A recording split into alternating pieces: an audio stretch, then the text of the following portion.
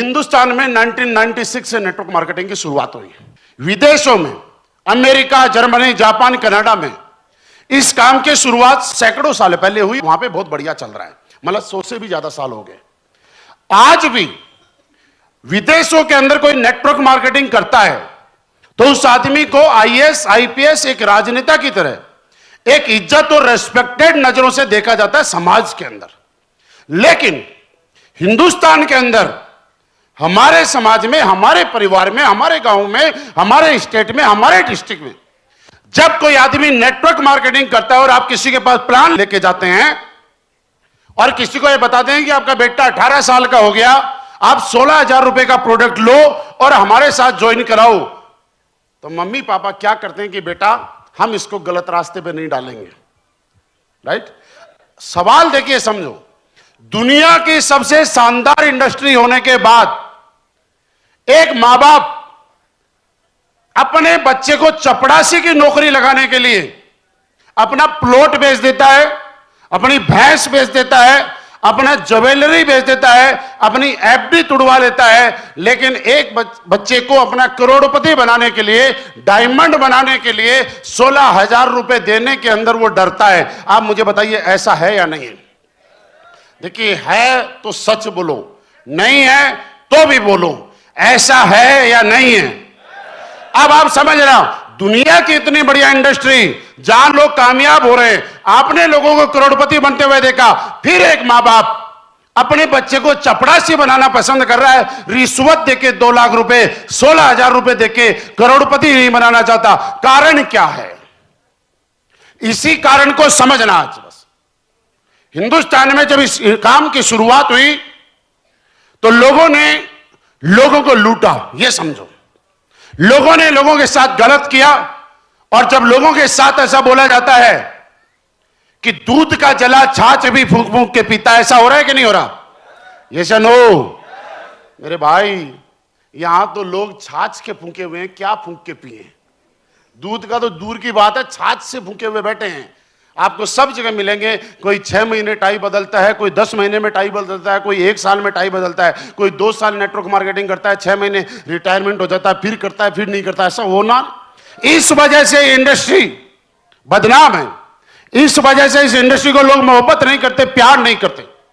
मेरे दोस्त, इसी सारी समस्याओं को देखते हुए, इन्हीं वजह से और जनता के, हिंदुस्तान के इसी दुख को देखते हुए हमारी कंपनी के एमडी एंड सीईओ, हम सबके भाग्य विधाता, आज जिनका नाम लेते हुए रोंगटे खड़े होते हैं, जिनका नाम लेते हुए प्राउड फील होता है कि हमारी कंपनी के रचयिता मिस्टर संजीव सर ने 9 नवंबर 2014 को एक बीड़ा उठाया कि मैं एक ऐसी कंपनी की शुरुआत करूंगा जहां पे लोग अपने बच्चों को उस कंपनी में शुरुआत करवाते हुए उस काम में जब काम करवाएंगे तो मां बाप भी खुश रहेंगे, बच्चे भी खुश रहेंगे, परिवार के लोग भी खुश रहेंगे। और तब जाके इस कंपनी की शुरुआत हुई 9 नवंबर 2014 को। अब आप पूछो कि कैसे इसमें होगा? आपसे मुझे एक चीज बताइए, आज तक आपने आईफोन खरीदा? जिसके पास है उसकी बात कर रहा हूं। खरीदा? सैमसंग खरीदा? ओप्पो खरीदा? आपने होंडा की कार खरीदी? मारुति खरीदी? आपने एलजी का टीवी खरीदा? वीडियोकॉन का एसी खरीदा? आप मुझे आज तक बताइएगा किसी दुकान वाले को गाली दी कि मेरे को लूट लिया इसने? क्योंकि वो मोबाइल आपकी जरूरत था। सब अब बात को समझना, मोबाइल आपकी जरूरत था, आपने दुकान वाले को जरूरत की चीज के पैसे दिए और जब वो चीज आपके पास आई तो वो आपके जब फोन करने लगे तो आपके काम में आ गई। आदमी क्या चाहता है? सबसे पहले आप जिसके पास जाओ, आप उसकी जरूरत पैदा मत करो। जो प्रोडक्ट उनको दे रहे हो, आज मुझे बताइए, आयुर्वेद के जो हमारे जितने भी प्रोडक्ट हैं, ये हिंदुस्तान के घर घर की जरूरत है या नहीं है? हम जरूरत पैदा कर रहे हैं या पहले से ही जरूरत है? इसका मतलब जरूरत पैदा नहीं कर रहे हैं।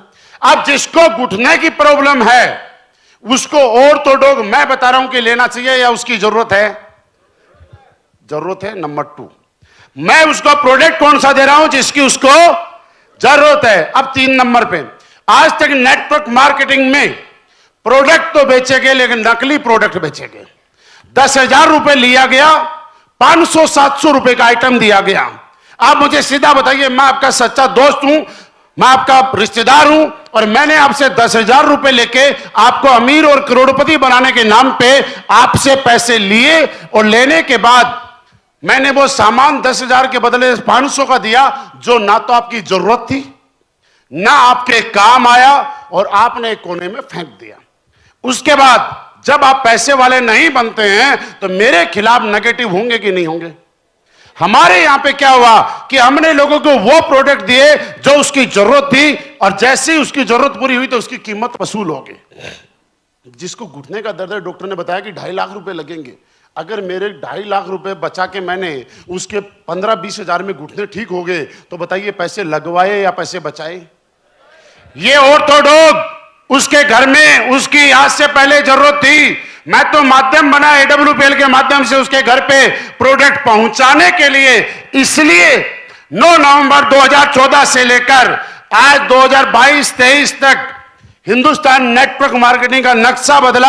जो लोग इससे चिढ़ते थे वो मोहब्बत करने लग गए, जो लोग नेटवर्क मार्केटिंग के लोगों से बात नहीं किया करते थे, आज एस्लीपियस वेलनेस के लोगों को लोग भगवान की तरह पूछते हैं, क्योंकि हमारे प्रोडक्ट में दम है। और आपको काम करना है तो इस समर्पण के साथ करना कि मैं जब किसी को प्रोडक्ट दे रहा हूं, सोचना बात, मैं जब किसी को प्रोडक्ट दे रहा हूं, और याद रखना भगवान आपको माध्यम बना रहा है, भगवान आपको एक मौका दिया है। अगर कोई पार्क में बूढ़ा आदमी है, बेचारा 70 साल का हो गया, चल नहीं पा रहा है, आपके हाथों से उसके पास में प्रोडक्ट चला गया और वो दोनों पैरों पे ठीक से चलना लग गया, मुझे बताइए दुआ देगा कि नहीं दुआ देगा? अब आप सोचो वो आदमी अगर आप हुए तो कैसा लगेगा? आज हमारे प्रोडक्ट, जहां पे लोगों को 10-10 साल से डायबिटीज की प्रॉब्लम थी, और हमारे प्रोडक्ट से आप बताइए ठीक हो रहे हैं कि नहीं हो रहे लोग?